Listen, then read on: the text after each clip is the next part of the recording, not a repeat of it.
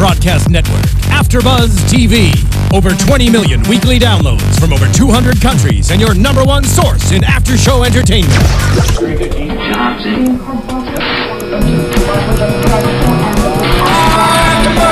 AFTERBUZZ TV, the destination for TV superfans, producing after-shows for over 300 of your favorite TV shows, interviewing celebrities and showrunners, and bringing you behind-the-scenes exclusives. All thanks to E! Entertainment's Maria Menounos, producer Kevin Undergaro, and internet leader Akamai.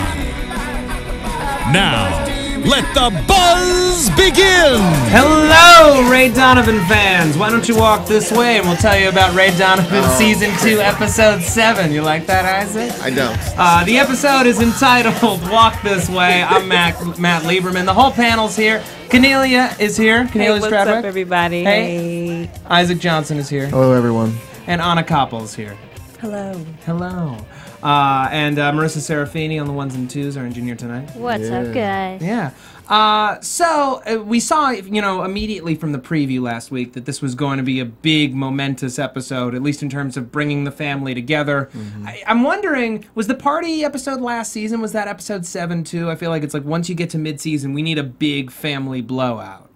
And we had one last season at Bunchy's new house, right around this time. Yeah, right around that time. Yeah. Yeah.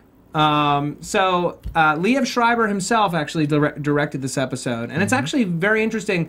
Maybe, I don't know, but it's just his choice, or I found it just really interesting that, when the lead actor of the show is directing the show, we take some bold visual choices. Mm-hmm. When Ray discovers for the first time that Abby might be having an affair, we get that really cool POV sequence. I just love the way the whole episode was shot.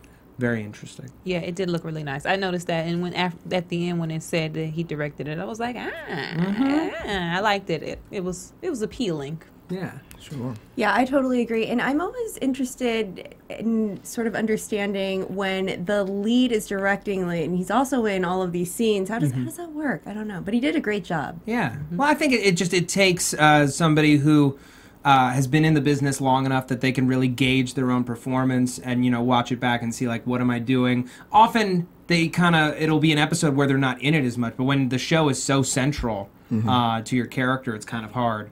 Although I guess this week we had so many stories, all the members of the family were there, that there were plenty of opportunities to kind of duck behind the camera and just direct everybody else. Well, and often like a TV show that's been like running for a while, like they have like a showrunner and someone else is doing it, so the director doesn't need to be behind the camera for every shot. Right. They're just sort of like a good guest, and they maybe pick a few shots or something like that. But. Absolutely. All right, so let's jump into the beginning of this. Ray, after sleeping with Ashley, wandered home and wakes up on the couch way hungover, receiving a call from Ashley that he refuses to take. And he kind of saunters upstairs to discover Connor, who is having a lovely web chat with his old buddy Tommy Wheeler. Yep. And I'm just like, every time they talk together, first of all, what possesses a man to keep Skyping with a now 14-year-old boy and let him know, I'm sucking dick again? Just so flippantly, like, oh man, it's a bad time here in Britain. I'm sucking dick again. Your dad helped me out with that last time, remember? Yeah, I guess. Well, I think that, Connor's a big fan of Tommy Wheeler's, and, I think regardless of age, it's always nice when somebody's a fan. And, right, he must feed Tommy's ego quite a bit. It's true. So it's easy for Tommy to maybe, like, unburden himself. Have some radical honesty. Radical honesty, if you will. And, he's overseas now. He says he's lonely, which may or may not be some foreshadowing. Yeah. Well, that made me nervous, just the fact that he was lonely, so he's talking to Connor. And he gives him a delightful birthday present in the form of 3 naked British ladies. And Connor's just like this kind of bemused expression, like, what do I do with this? This is nice, but I don't know what to do here. And Ray, for the very first time, is like, oh crap, it's my son's birthday, isn't it? Yeah. Oh, I should get on that. Let me call Abby. What is she up to? What are we doing for this? And as I say every episode, because it's the truth, Connor is the most screwed kid in the world. Although, by the end of this episode, there's some hope, maybe. I don't know. Sure. How do we feel? I think they're all screwed. I don't think that Connor is going to. I think I'm more afraid of how Connor will be screwed in regards to Tommy Wheeler and other people hanging out with him. You know, Right. I'm like the outside effects of Connor, like Mickey's advice, how he's still so forgiving of Mick, how Tommy is saying these things to him, and Connor is not even like, Connor doesn't even cringe. He's like, oh, okay, cool. You back to sucking dick, cool. Like it doesn't really faze him. So I'm more afraid about that with Connor.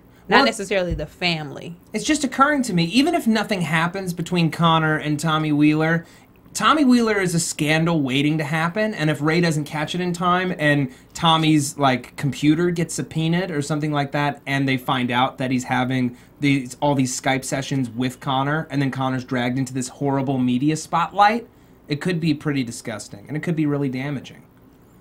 Has anyone thought about that?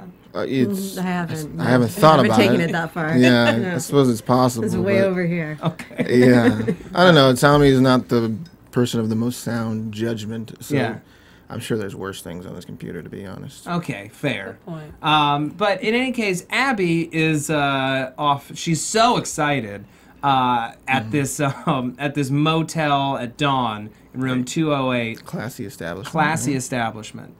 Mm-hmm. What, Anna? You were bursting to say something and then you withdrew it. I just hate both of them, and I hate that motel. And like, listen, if you're gonna have an affair, even if it's dirty and gross, I mean, the first time, like, shouldn't you get a nicer place? Yeah, I would say so. Room 208 in a motel, gross. I mean, come on. It was like Red Roof Inn. It was like a Red Once Roof again, Inn. it's bad judgment. I don't. Right, but it has to be something that's small enough that you can pay in cash, so there's no paper trail, so it's not Sure. winding up on Ray's credit cards. You can go to He an can ATM. pay for it. Yeah, he should pay for it. He should have paid for that. with his thumb head. Yeah, exactly. I believe it was a He toe should- head. from Toe what I- head? Whatever. Toe. Either She said it was a toe. Yeah. one. Big toe. It's a big toe. Yeah. It doesn't matter. He should definitely be paying for it. It should definitely be, you know, at least like the Sheridan Yeah. something. And you that's know? the thing, is like their Great. affair isn't even like, it's not a hot affair. Like, it's weird when she opens the door and then she kind of like backs up into the shadows as he enters, and she's got this kind of like smile on her face. It's just so kind of awkward. Like, are we doing this? Are we not doing this? Maybe that's why he didn't pay for the expensive room, because all she does later is cry. Yeah. So- Well, they start getting to it. She says, I haven't had sex with anyone but my husband for 20 years, so I only know how to have sex the way that he likes to have sex. So we're gonna have to have sex that way, I guess. And Jim's like, look, how much do we like each other? She's like, a lot. Yeah. yeah. And he's She's like drooling a little. yeah, and he's like, okay, so we'll figure this out. In the meanwhile, Ray has now called twice, and she's like, I gotta take it. And he's like, what are we doing for Connor's birthday? And she's like, I'm at the bakery now. That's where I am. Yeah. Okay, bye. And Jim, he's first of all like, okay, granted, he's trying to sleep with a married woman, so he's not a great person. But when the woman in question says, it's my kid's birthday, I should go, you let her go. He's like, no, listen, you got all day to fix that you forgot his birthday. Yeah. He Why did don't just you pay $89.95 for this Red Roof Inn room. For the Yeah. extended stay, minus the kitchen. You know, it comes with the kitchen. I mean, think about it. She's cheating on her husband. She forgot her son's birthday, so he was like, shoot, you already forgot. You obviously don't care about her. Let's just get it on, and then you can like kick Oh, it. man. She didn't. I mean, I would assume she didn't care because you forgot. And she was there already. She was cheating. Like, Yeah, so in his defense, like, is there a responsible way to have an affair? She's already showing bad judgment at this point, so but why not one more thing? I don't know. He seems like he's so into her beyond just sex, and that just says like, no, I just want to have sex with you now, so I never have to talk to you again. Okay. It's not as though she was at Connor's party that she had planned for months, and he showed up and was like, you need to come out here and pipe me or I'm going to tell your family. Oh, God. Like, If Jim O'Halloran told anyone to pipe him, they would burst into flames from laughter. Right. So Just the sheer kinetic I just energy. wanted to like throw in a little Marvin Gaye Washington Yeah, line. thank you. But you know, she was already there. Yeah. She's painted this picture of her husband as being a total monster. She's forgotten her son's birthday, and he's just like, "Look, you're already here. Let's do this." Yeah. You know, I'm ready. Yeah, and then she leaves him with blue balls, and she goes Again. and she goes to the bakery, where all the cakes have been claimed because this is the #1 bakery in all of Calabasas. Yeah. Okay, this is the #1. Okay. Well, quite possibly Susie Cakes. That is the best. No, it was a different one. I don't know. Said it was the best. That's Okay. From what I know. Okay, but about I don't Calabasas. remember what the sign said on the wall. But in any case, she's like, "Look, you seem like a nice kid.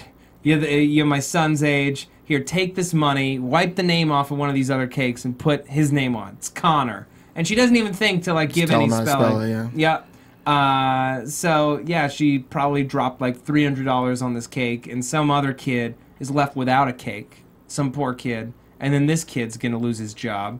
It was a bad decision on his part. You don't you go for the long haul. You don't do the short play. Yeah, she is just leaving a path She's of a tornado. wreckage. She's awful. Yeah. I don't know. You brought up last week like there's like a double standard for like men on TV who cheat. Like Ray's a lot smoother at this because he's done it. Yeah, he cheated Several last times. night too. Or he's Yeah, the yeah. only one out of the two who Well, cheated last which is what night. I'm saying is sure like that he did. I think he did. yeah sorry. when they Okay, had that because- when they had that talk Because with Mr. Knight said Yeah, he yeah. felt. So yeah I close felt some to him. connection with him.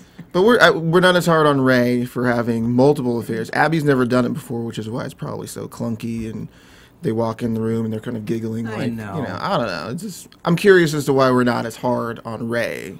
Here's why. I'm so hard on Abby because she's such a terrible mother who just doesn't care. See, when Ray comes back from his affairs, at least he showers, he pretends to care about Abby, he definitely cares about his kids. Sure. And, you know, he shows up, at least when he's there, He he's shows in the up. moment, you Yeah. know? Whereas Abby, when she's like, oh, I thought about you all night. Yeah, well, you weren't thinking about your kids. Well, you weren't thinking about Connor's birthday. He wasn't thinking about his kids or Connor's birthday while he was sleeping with Ashley. Yeah, I don't think so. But he was at least sleeping with Ashley. Like, she wasn't sleeping with Jim, and she wasn't thinking about her kids. She wasn't doing, you know? true. Like, That's true. and she's like, when...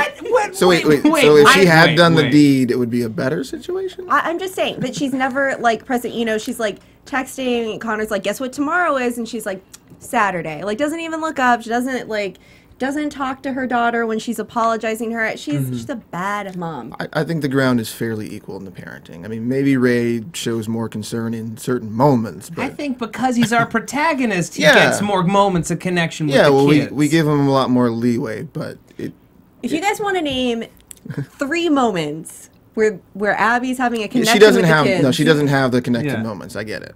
Yeah.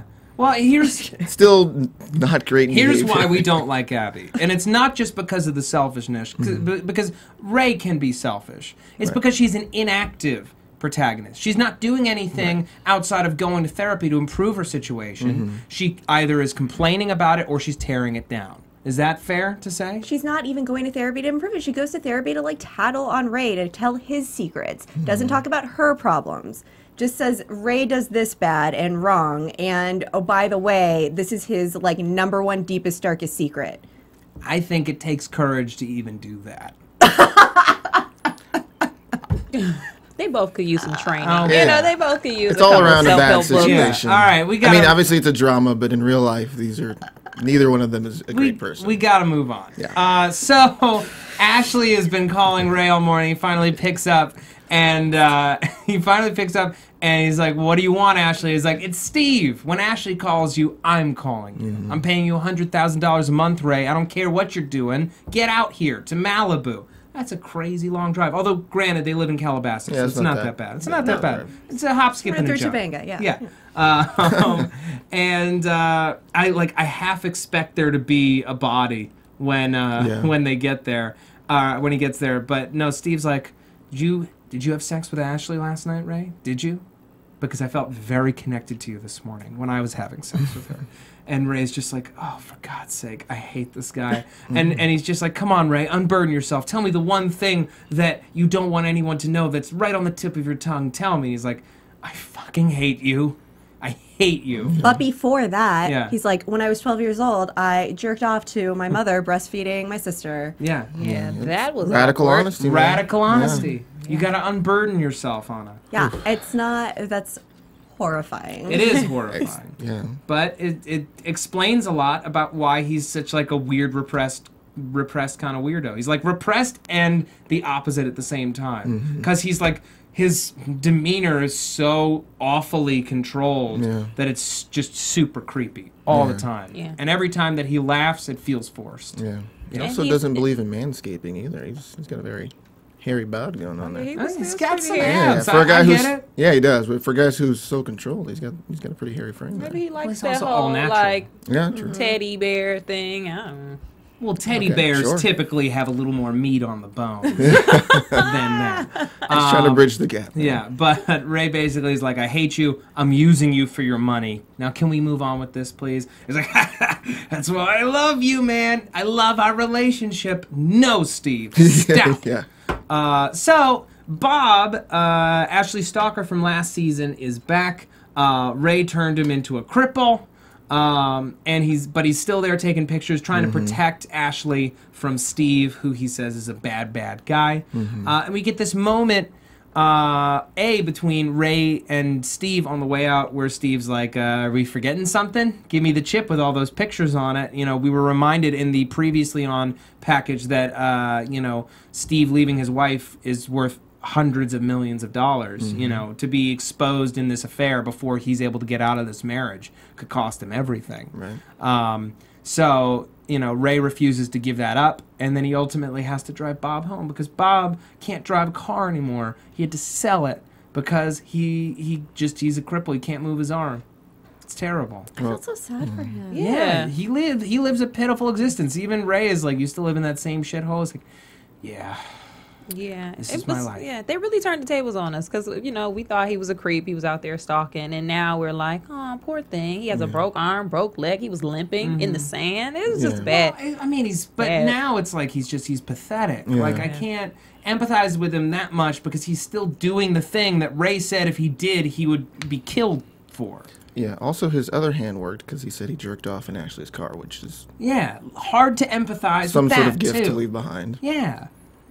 Gross. Yeah. But Ray gives him a lift home because why not? Because he's pathetic. Because he's pathetic. Now before we get into everything else, I just want to quickly talk about iTunes.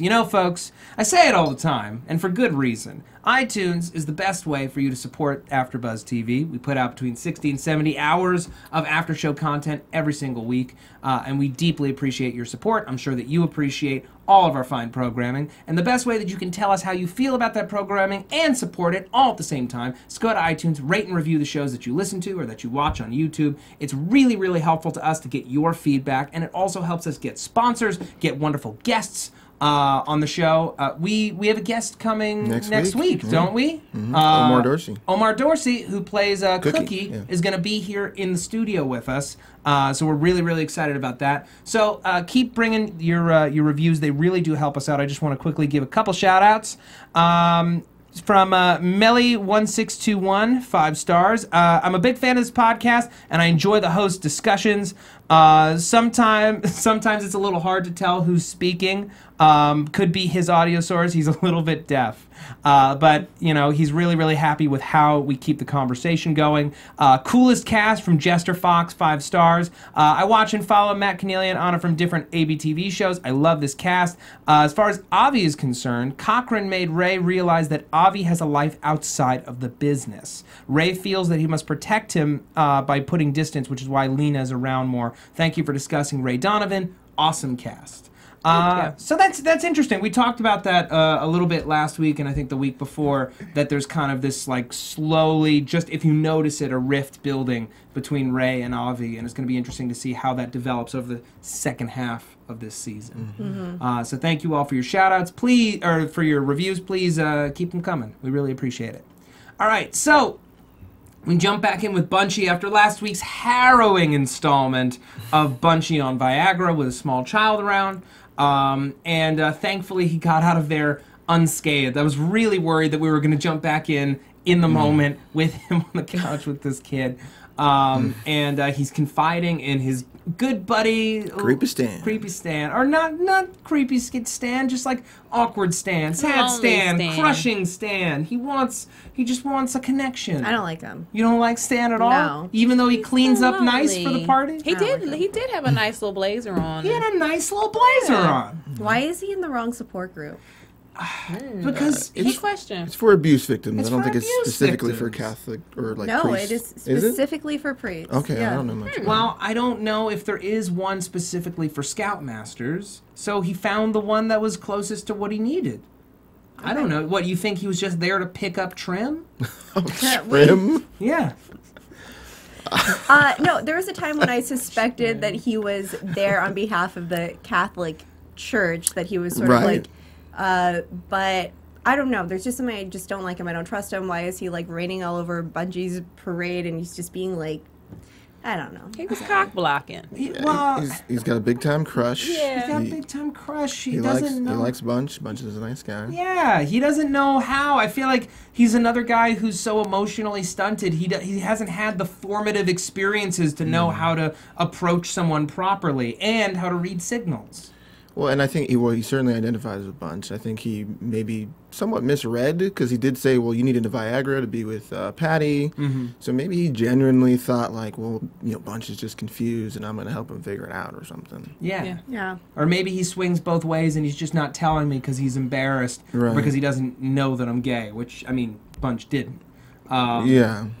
Yeah, so Bunch is like, you know what, man? You don't have any plans tonight? Come with me to this party. Come with me to my nephew's birthday party. It's going to be a blast. And he's like, really? Okay. And he's like, in his mind, he's like, finally, my opportunity. Yeah. Taking him to meet the family. Yeah, That's it's time a big stuff. deal. Yeah. Yeah. On the first date, oh my Yeah. goodness, this is moving so Serious, fast. yeah. Do we get married here or do we do a destination wedding?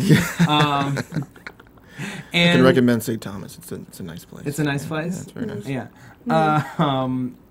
So he comes to the party, and Mick, of course, is in fine form. Mick is just such like a glorious asshole. He really is. That dude, like he's so ignorant. Even though every time he tells these types of jokes, there's backlash. Yeah. There's always Yeah. backlash, but he still just doesn't stop. He's got to push the buttons. It's who he is. This guy, man. It's his way of staying in control of the environment. Why does he hate Daryl all of a sudden? Why is he so rude to him? Because Daryl was rude to him in Mexico for not being grateful that Mick made him throw the fight.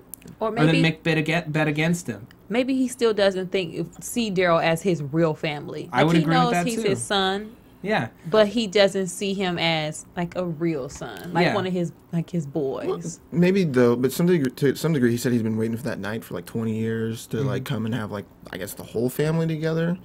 I think he's just not aware, just like he's not aware of making those stupid jokes to like abuse victims. Like I don't know, he's just self-centered. Maybe just. I would agree with that. But the thing is he is. I think the one thing that's very consistent about him is that he is in love with Claudette. Yes. Yeah. And worships her. So you think that statement was more about Claudette than it was about Daryl? Well, but so here's the thing: is that I feel like anything that's disrespectful to Daryl is going to be disrespectful to Claudette. So I don't understand why he would do anything to be disrespectful or hurtful to him. And saying they like put your cap on, and it's just so rude. Like, Yeah. why would you? Well, He's just an ignorant old man. You know, like he put him in a home. Like at this point, just put him in a home. It was like Because there was a comment season one where he says, "I like black women, not a fan of black men though."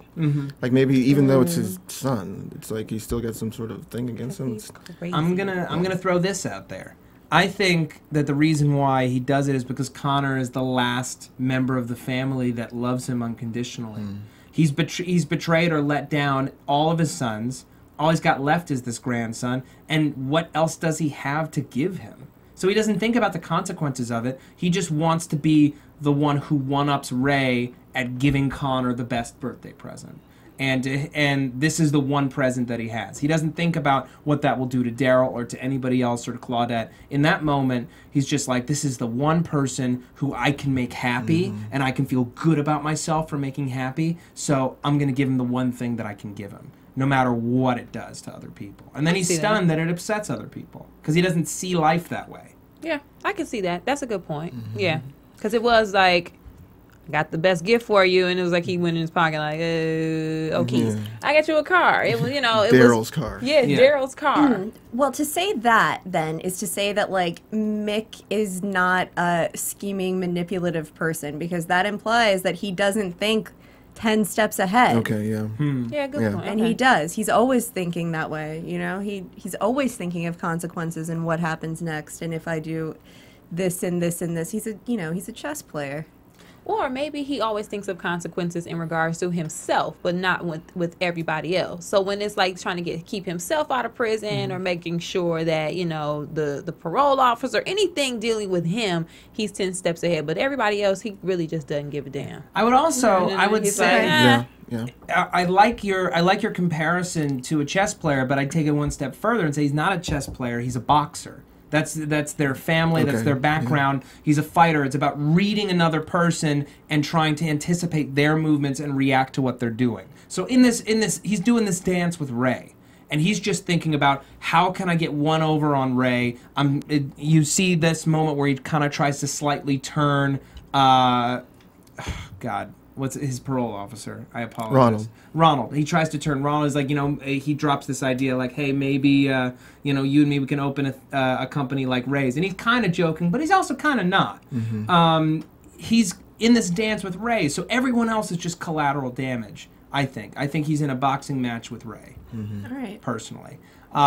So that's why the gift to Connor is more important than some of the other stuff. All right, I just want to wrap up Bunchy and Stan before we get too deep into everybody else. So, you know, Stan is kind of bummed. You know, Bunchy's so excited about Patty, and he's like, you know, I'm seeing somebody to Abby, and he's like, what? You just went on one date. You not seeing somebody typically means a couple times. Like, Okay, see, the way you're saying it right now, Lieberman, is like, whoa, like it's just, but that is not the way he said it. The way he said it was like super defensive and rude. He was like, oh, you just went on one date. It doesn't mean anything. And he's saying it to Abby, like, let's be in agreement about this. Like, so I don't like him because I feel like that was so rude. Like, you don't like to do that in front of the family. It's just for like, why are you gonna get in an argument about this? Bunchy's clearly excited. Because he wants him to like him. But that's not the way you go about getting somebody to like you. That's true. Well, no, obviously. Yeah, no. The way to get someone to like you is to lure them outside and then just haul off and kiss them. Fake tears. Yeah. Bunchy comes outside because Stan's being all weird, and then they're like, arm on shoulder. Yeah, I saw it coming. I was like, we're getting a kiss here. And then he goes right at his, and Bunchy's like, whoa, I'm not gay. I'm not gay at all. And I think this is something that Bunchy is really terrified about, because, you know, when you're kind of forced into that situation as a kid and you've got all this lingering damage, you have this question of like, did I do something to attract this? Did I deserve it? Is this something that I secretly wanted? You know, you have all of this guilt of surviving this incident. Sure. And, you know, I think that it's part of why he's a sexual anorexic, is he's terrified of his own sexuality.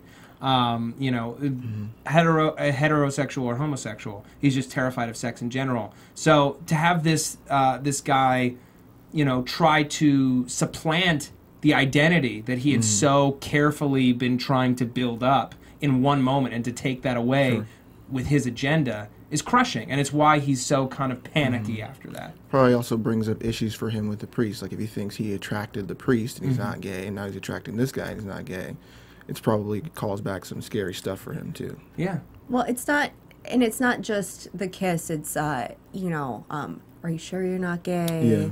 Yeah. You needed that Viagra. It's like these little like mind seeds that are just not fair. He kind of Bunchy has to be wondering if he faked this friendship, because this was one of Bunchy's only new friends. It was his only new friend. And now all of a sudden you find out, okay, so he likes me, so you weren't my friend all along, like you were just trying to get with me. It's kind of disappointing. Yeah.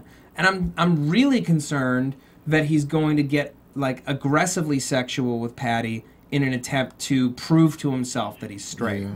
And that's going to ruin this whole thing. I'm okay with that as long as he doesn't have any more weird incidents with the kid.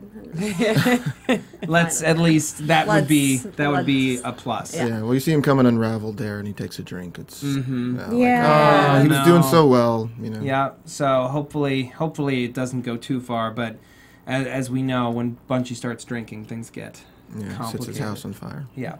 All right. Moving on. So Terry last week got a wild hair up his ass to move to Ireland to be with Frances, to get her out of her marriage, and to get a fresh start. He really wants to sell the gym. He meets with Ray's business manager to try to find out how much it's worth, and she just is like super like. She just keeps like deflecting, you know, like, oh, you know, you should really talk to Ray. This isn't, you know, my department. And like, I honestly, it's a buyer's market. It's a buyer's market. Yeah. I don't quite know, you know, how much it's really worth. And he's like, fine, I'm going to get him to talk about it. We're going to talk about it tonight, and I'm going to get this happen. I need this to happen. I want to be in this new life with Frances as soon as possible. So he goes. So Frances, of course, doesn't want to go to this party. She doesn't want to be around Ray, you know, for a multitude of reasons, but mostly what she knows he's capable of. Yeah. Yeah. And I don't like how Terry, I mean, I know that he wanted her to go, but he's also being like super assertive of like, no, you're going. Yeah, we're a family now. You're a part of this family now. Right. But she's not yet. She's still married to her husband. Yeah, she still has her own family. She still has her own family. She still has these kids that he's asking her to abandon, you know, fully grown or not.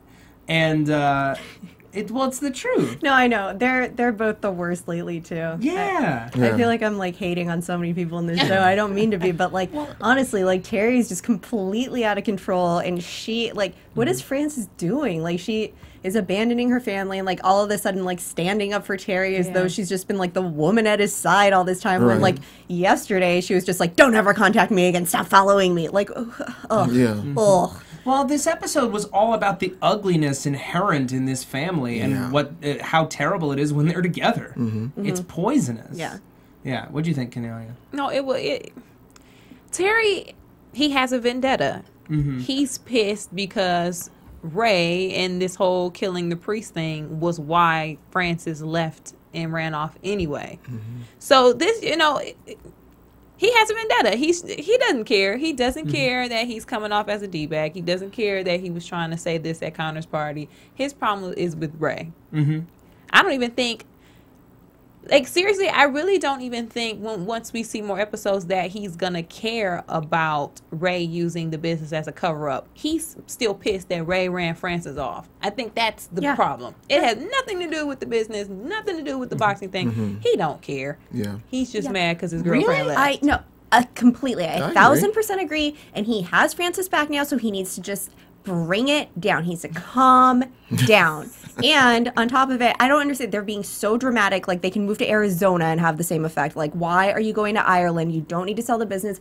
Ray can pay you out still monthly. Like, he has his head in the clouds. It's just, you know, settle down, children. Because they got this pipe dream. And first of all, though, when he finds out that Ray's been using his gym as a front, I think he's really upset by that. Yeah. And he's upset by all the things that Ray is saying, mostly because there's a horrifying ring of truth to them. Right. Sure. It's emasculating. Yeah, it's very emasculating, and in front of the entire family, in front of the woman that he loves, and he's so laser focused on his own happiness because he spent so long without it that he can't see anything outside of it, and anyone who's in his way, and Ray is very firmly in his way, is an obstacle that he cannot reason with.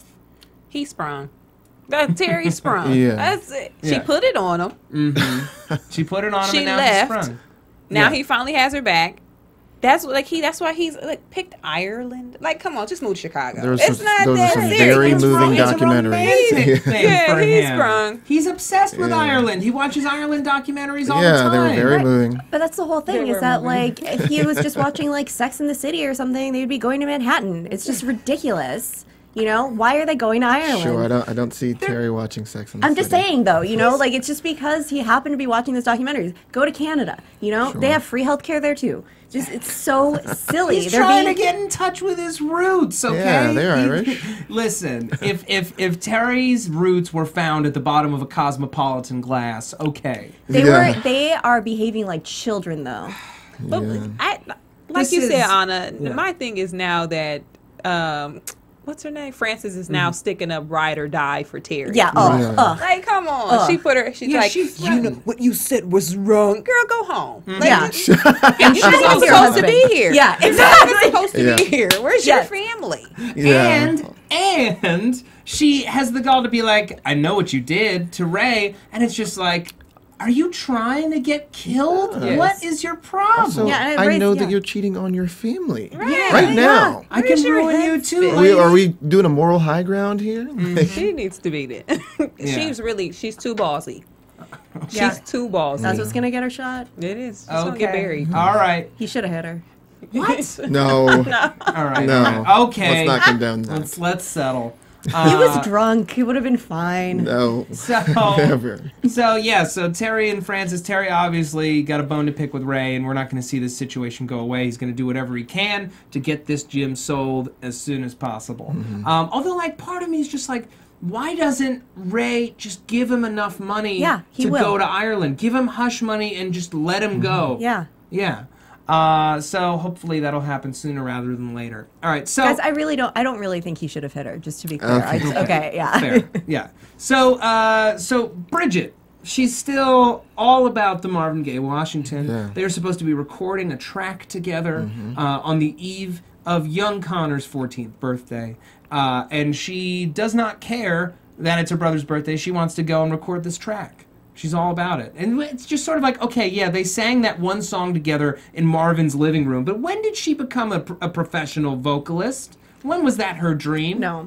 It wasn't. And when was it okay? When did she become so comfortable to get in an Escalade with Cookie? Bridget hasn't watched enough TV. She clearly hasn't snuck and watched Boys in the Hood or any gangster film. You do not. She has not watched The Wire on HBO. She has not. Yeah. No. She was just like, okay, cool. Like, just gonna get in the car with Cookie. I wouldn't even get in the car with Cookie. And I'm a grown woman. I'm not riding with Cookie. No. Hell no.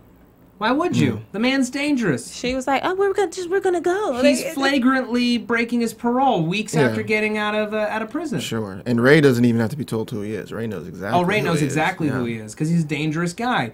And Bridget, she's about to get in the car with Marvin and Cookie when Ray gets home, and he's first of all livid that Marvin is there. Get the F off my property, get out of here.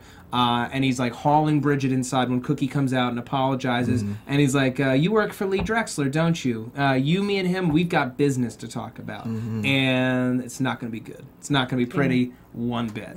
And that's probably happening soon. Maybe next episode. Maybe next episode, who knows? So Bridget flat out says, I hate you. She's in that stage of teenagerdom. Yeah. And she's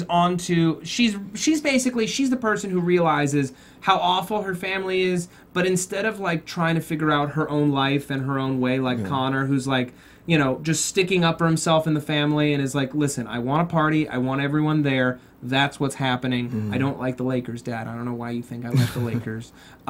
She's just like, I hate you. Mom, I know you're having an affair. Dad's probably having an affair too. Dad, Mom's having an affair. She's just like, she's lashing out. She's angry. She's furious that she doesn't have a positive family to come home to, that she's stuck in this situation. And Marvin is her way out, and he is not the way out. No. He's the way into a jail cell or a body bag. I do.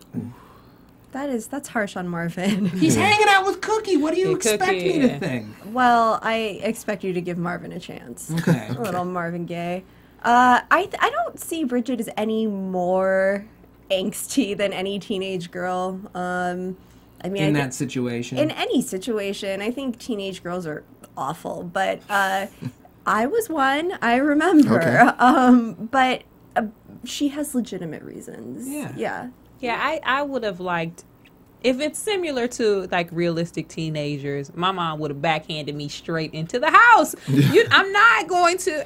I wouldn't be able to get away with it because the minute I would have said, "Mom, are you sleeping around on Dad?" She would have been like, "I got you sleeping around," and she probably would have whooped me. I mean, I don't know. But what if just for talking about? I'm guessing that your mom wasn't sleeping around on your dad. True. So True. There's that. True. That element. Yeah. But Abby raises the very good point with Bridget of just like, don't take this out on your brother. Like, he's trying to have a birthday. Like, can we just do this for him? And her response is like, are you sleeping around on Dad? And Abby just slams the door. Her response was actually like, give me a break. You threw this party together at the last minute. Don't act like you care about this. Right. I actually had these plans in place. I'm going to go do this. What time did you get home? Are you sleeping around on Dad? So. That's actually that's a very fair point that I hadn't considered. She's like, look, if you had planned this ahead of time, if you had been real parents, I'd be there for my brother right now.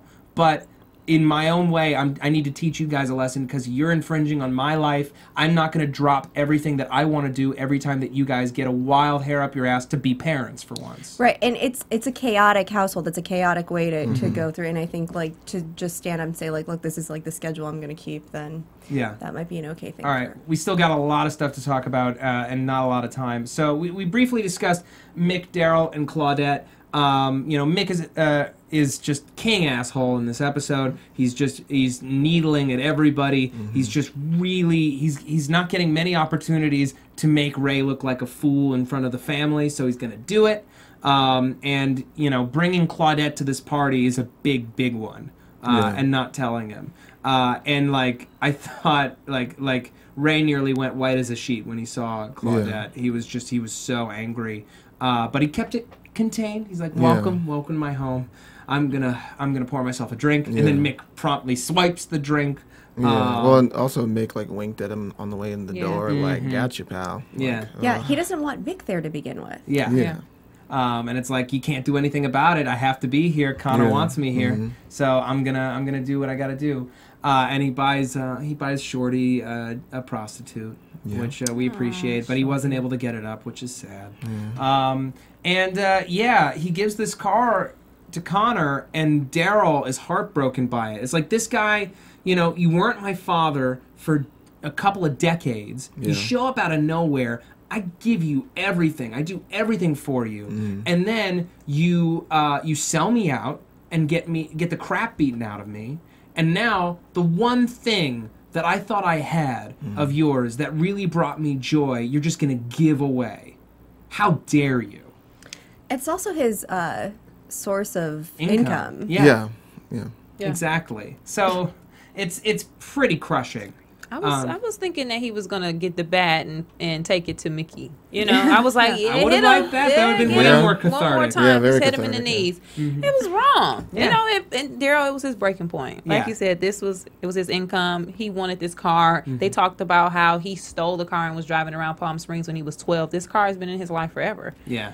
It was rightfully his to in his mind, and again, Mickey's just a dirtbag. So. And now Abby, this gym romance is happening one way or another. Sort of happening. Well, she goes in, she cries on his shoulder. They go into the room. I have to imagine that there was some very emotional first sex that was weird, and she didn't quite know how to handle. Because she only knows how to handle Ray sex, and he was so incredibly gentle and tender, like the fine bristles of his goatee. Well, this is the worst affair ever. I'm surprised he came back, because most men, if you're just looking to have an affair, after the first shenanigan at night that she stormed out, and then the next day with the son, I wouldn't have come back because she's too emotional. Now she's crying. I'd have been like, okay, you know what, I gotta go. It's like who well, I mean, granted, who's jumping at a tow-headed man, so his options aren't crazy. Towhead actually means blonde-haired, by the way. Does it really? Yeah, it does. Yeah. Well, that's TOW. Yeah, I know. But We're talking about the shape. I'm just of saying it. in general. Okay, but people don't know the way you're spelling it when you say it. Yeah. Okay, fair enough. I don't think he looks like a toe, by the way. So I do. by the end of the proceedings, and Ray has just gotten himself blind drunk. Bridget tells him about Abby's affair. He lets her know, I'm on to you. She's like, what'd you say to me? She goes out with Jim, and then Connor lets him know, Dad, it's just you and me. We're alone in the house. And he's like, what time is it? I love this scene. And Connor's like, I don't know what time. It's like, you're 14. You should always know what time it is. And we know that Connor loves Ray's watches. We know because he vomited all over them after trying one on drunk last season. And Ray gives him one, and he's so grateful. And then we get this great big scene. old hug. Yeah, and this dance-off between father and son connecting really for the first time, like ever, for more than a second at a time. And maybe the best birthday ever. Maybe the best birthday ever. Yeah, it turned out. We don't. good. I mean, based on this one, we have to imagine all the ones that came before were also pretty garbage. Yeah. But at least in this one, he got a watch, he got to see some boobies, and he got to dance with his dad, who's got some serious moves. I was very surprised. They seem very exuberant, but I don't know what they were he doing. is blind drunk. What I would like to see is a dance-off between Jon Voight, Devin Bagby, and Liev Schreiber, because Done. they're all dancing in this episode. He's all I'd done. I'd love to see it. I love Jon Voight's dance face. Yeah, I Yeah. love his face. Yeah, Yeah, he all right. loves himself some dancing. it's true. Okay, it's time for predictions. And now, your AFTERBUZZ TV predictions. All right, folks, we're just going to briefly discuss the scenes from next week, so skip about 30 seconds if you don't want to hear them, and, the predictions will just be wonderfully out of context and just be normal. So, what did we see? We saw Cookie with Lee Drexler making his first Season 2 appearance, and Ray trying to negotiate the transfer of Marvin from his current guardian to Cookie, and Ray's not having it one bit. What else did we see? We saw somebody Pull a gun on Ray. right, Yeah. which I think is Halloran. Jim Halloran. Yeah, I It hope makes not. sense. But dude, just mind your business. Just sleep with Abby and go home. Don't do this to yourself, man. Also, if he's law enforcement, wouldn't he know who Ray is? And that's a little too bold a move. But for- he also might be, I consider myself the hero in this situation. Listen, you better treat that lady right, or I'm gonna do something. I'm a man of the law. Okay, prediction. Sure. In order to get Jim to stop sleeping with Abby, Ray works out some deal where Jim gets a job at the FBI with Cochran. Ooh. And so he's just like, bold. boom, yep, yeah, super. But why would Ray give this guy something for sleeping with his wife instead of just killing the shit I out think of he's him? gonna kill him. He's not a killer. Yeah, I'd say, has Ray And killed anyone? He's roughed people up. that priest? Well, the priest. Yeah. Okay, there's that. But he, I don't know, something must have happened. Then he's like pulling a gun on, so maybe he Right. just hit Abby. Or I something. imagine I that he don't know. broke into Halloran's place. something. Well, happened. we saw Halloran and Abby in bed together post-coitus, I'm going to say, probably. And maybe he came in on them. I don't know. What? Sorry, I'm immature. I know. And Yeah, so what was that laugh about? oh, So it's- came in on them. I didn't say came on them, Matt. yeah. As I said, I'm very immature. There you go. Any other lingering thoughts? I think I really am very curious about that one line between Mick and Ronald, and the thought that what? I'm sorry, go ahead. No, just that the idea that if Mick is able to get out of his parole situation, it could be a way to give him something to do next season instead of just being on parole. He has a similar set of skills. Sure. They're Kate- less refined. but- Kate McPherson's coming back. Yes, she Oh, is. yeah. Because Ray Uh-huh. called her drunk. Yeah. I want to fuck you. Yeah. Come back tonight. Yeah, it's Click. some sweet pillow. And talk. I'm just like, you moron! Why? She's gone! I don't think she's gone. I think she's still there. Yeah. I don't think she's she there. got on the plane, didn't Yeah. she? But then I don't think she got on the don't plane. I don't think that she would. I think that the intrepid reporter that she is, I don't think she's letting go of this story. She's got too many clues. She didn't believe that story. Okay. By the way, speaking of next season, Ray Donovan renewed for season 3. Did you guys Yes, talk about that yes, last it's true. episode? Yeah, that happened this week. Okay, fantastic. Folks, thank you so much for listening or watching our episode, downloading or streaming. We really appreciate it. You're all the best. Kennelia Stradwick, where can the people find you? You can find me at Kennelia on Twitter, Instagram, and Facebook. And once again, I'll be at the Comedy Union on Tuesday, 8 p.m. Come out, check out some great stand-up comedy. Okay, and Isaac Johnson. You can find me on Twitter at Isaac Johnson, Instagram The Isaac Johnson. Please check out my album called All the Things We Are on iTunes. And I want to say thank you for all of you who voted for the short film I was in on Project Greenlight. Judging is closed, but thank you so much, and we'll find out if we made the top 20 in like 2 weeks. Oh, fantastic. Yeah. Awesome. And Anna Koppel. You can follow me at Koppel for Mayor, KOPPELFORMAYOR. I'm finally on Instagram, guys. You can follow me at Koppel for Mayor there too, and my website, annakoppel.com. Okay, and you can find me on Twitter at Matt Lieberman. That's MATTLIEBERMAN. If you want to follow me on Instagram, it's Matty Lieberman. You just put a Y after the Matt. Matt Lieberman was taken. I don't know why.